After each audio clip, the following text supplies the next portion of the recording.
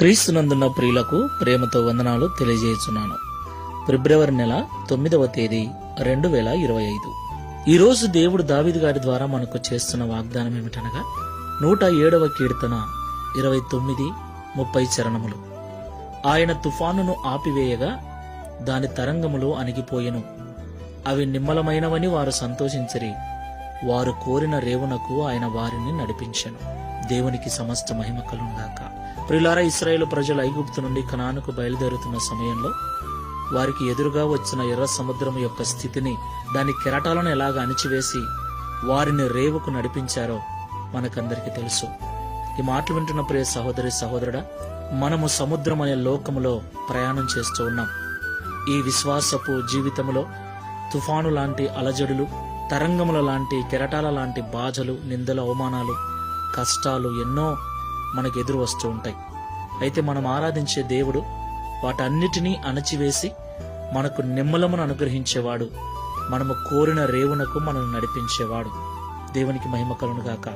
ప్రియులారా, కోరిన రేవు అంటే మనము అనుకున్నది అనుకున్నట్లుగా జరగటం, మనము కోరినది జరగటం. మనం అనుకున్నది అనుకున్నట్లుగా జరిగితే, మనము కోరుకున్నది నెరవేర్చబడితే అంతకు మించిన సంతోషం ఏముంటుంది చెప్పండి? అవును, దేవుడు మనము కోరుకున్నది తప్పకుండా మనకు అనుగ్రహించేవాడు. మనం అనుకున్న రేవునకు మనల్ని నడిపించగల సమర్థుడు గనుక నిరుత్సాహముతో ఉండకుండా విశ్వాసముతో, ప్రార్థనా జీవితముతో ఈ విశ్వాసపు యాత్రలో ముందుకు వెళ్దాం. దేవుడు మనకు విజయాన్ని అనుగ్రహిస్తాడు. ప్రార్థన చేసుకుందాం. సర్వోన్నతుడా, సర్వశక్తిమంతుడా, సర్వాధికారమైన తండ్రి, మీకు స్తోత్రాలు చెల్లిస్తున్నాం. ఇశ్రాయేలు ప్రజల ప్రయాణమును గురించి, వారికి ఎదురైన సమస్యలను గురించి, ఎర్ర సముద్రం యొక్క పరిస్థితిని గురించి వివరించినందుకు స్తోత్రాలు. నిజము తండ్రి, ఆ భయంకరమైనటువంటి ఎర్ర సముద్రపు పొంగును అణిచివేసి నీ ప్రజలను వారు కోరిన రేవునకు వారిని నడిపించారు. అలాగే ఈ లోకంలో నిన్ను ఆశ్రయించి నీ మార్గంలో నడుస్తూ ఉన్న ప్రజలందరినీ మీరు జ్ఞాపకం చేసుకోనండి.